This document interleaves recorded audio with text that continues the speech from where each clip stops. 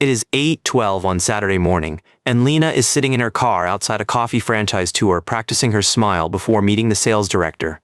She has a loan pre-approval, a supportive spouse, and one dangerous sentence in her head. This feels safer than starting from scratch. That is the promise franchises sell. A brand, a playbook, training, suppliers, maybe software. Less blank page, more painted lines. The FTC franchise rule requires franchisors to give prospects a disclosure document with 23 specific items about the franchise, officers, and other franchisees. Do not read that document like paperwork. Read it like a map of every place money can lead your business after opening day. Lena was told the initial investment might land between $380,000 and $520,000. The franchise fee alone was $45,000 before rent, payroll, or espresso machines. Her first move should be simple: build a fee stack worksheet before she falls in love with the tile, logo, or corner location. FTC staff guidance says franchisors may not lawfully impose and collect fees from franchisees that were not previously disclosed. So, when a salesperson mentions a small technology fee or required subscription, ask where it appears, how it changes, and who controls it. The trap is not the first check. The trap is the monthly stack that quietly turns owner profit into another operating expense. Put royalties, marketing fund contributions, local ad spend, technology fees, required vendors, renewal costs, transfer fees, and remodel obligations on one page. The FTC received more than 2,000 comments after its franchise request for information, including comments from franchisees, franchisors, and other stakeholders. That volume matters because these are not abstract complaints. They are rent checks, payroll weeks, equipment leases, and family savings inside contracts. Ask current owners one uncomfortable question: what changed after you signed that you did not fully price into your decision?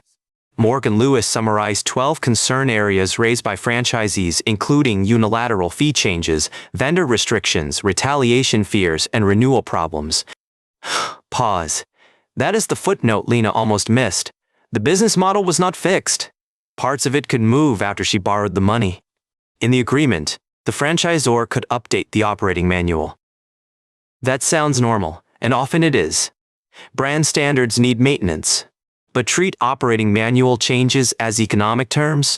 A new required machine, uniform supplier, or process may affect cash flow. Create a simple change risk table. Column 1, what can change?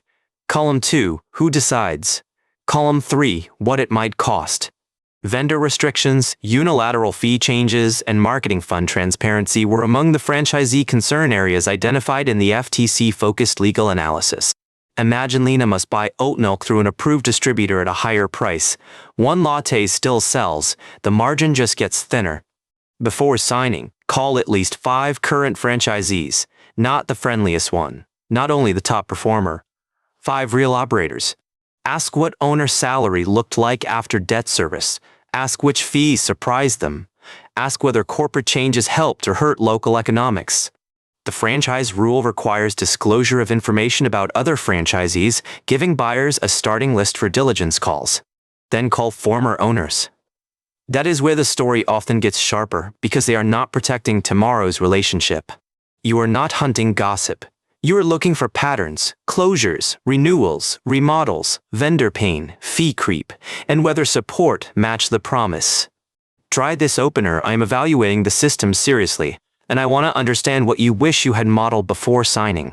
FTC action in 2024 emphasized that franchisees' complaints should be heard and protected against illegal fees and retaliation concerns. Some owners will still speak carefully. Listen for pauses. Listen for the sentence that starts with, "I probably should not say this." When 3 operators mention the same issue without prompting, treat that as a signal, not proof. A signal worth pricing. Use a red, yellow, green score for each clause. Red means it could change the economics. Yellow means ask counsel. Green means understood. In the Cargo Coffee case, the FTC alleged franchise rule violations. A proposed order included payment, rescission rights, and voiding non-competes. That does not mean every coffee franchise has the same problems. It means regulators are watching disclosure, fees, and how promises are presented. Walk the FDD with a franchise attorney, especially litigation. bankruptcy, initial investment, restrictions, financing, outlets, and financial performance representations. Consider paying the lawyer before you pay the franchise fee. Many buyers find the cheaper mistake is the one made early. Lena builds 3 models: good month, normal month, and hard month. The hard month is where the truth starts talking. Put owner's salary in the model from day one. If the business only works when you work unpaid, you bought pressure. Stress test: wages up 8%, rent up 10%, sales down 15%, and debt payments arriving exactly on schedule. FTC franchise materials explain that required disclosures are meant to help prospective buyers weigh risks and benefits before investing. If the franchisor does not provide earnings claims, that is not automatically bad. But do not fill the silence with optimism. Build your own revenue assumptions from rent, traffic, ticket size, labor capacity, local competition, and the hours you can actually staff. Then, ask the current franchisees where your assumptions are foolish. The best diligence call is the one that bruises your spreadsheet. The FTC warned that undisclosed fees can raise costs enough to affect whether a franchise becomes sustainable for an owner. Now look at renewal. A 10-year term sounds long until you realize the remodel, transfer, and renewal rules may arrive together. Renewal is not just a calendar date, it can be a second investment decision with less leverage and more sunk cost. List every renewal condition. Notice deadlines, upgrade requirements, training fees, territory changes, and whether you must sign the then current agreement. Marketing fund transparency was another concern area identified in reporting on the FTC's expanded focus on franchising regulation. Lena assumed the National Ad Fund would bring customers. Then she learned she still needed grand opening mailers, neighborhood events, and local promotions. Separate brand marketing from local marketing. One builds awareness somewhere, the other gets someone near your location to walk in today. Ask how the marketing fund is spent, what reports owners receive, and what local advertising you must fund on top. Financing can make the dream feel approved, but a lender saying yes does not mean the unit economics will breathe. Consider lender approval as one checkpoint, not a verdict. They underwrite repayment. You still have to underwrite your life. Run debt service coverage after paying yourself a modest salary. If it only works in the best case, slow down. The franchise rules disclosure framework covers categories such as fees, estimated initial investment, restrictions, financing, outlets, and financial performance representations. The technology stack deserves its own pass. Point-of-sale systems, scheduling tools, loyalty apps, and reporting dashboards can become required costs. Ask who owns the customer list, who controls pricing changes, and whether software fees can rise without your approval. Some franchise terms may not be negotiable. That is useful information. A note tells you where the economics really sit. Calling teeth. Here is the uncomfortable question. Do you want to own a business, or are you buying yourself a job with debt attached? If this kind of operator-level breakdown helps, a quick like or subscribe quietly supports the show and helps more founders find it. Lena goes back to the franchisor with better questions. What changed in the last 2 years? What fees increased? What vendors were added?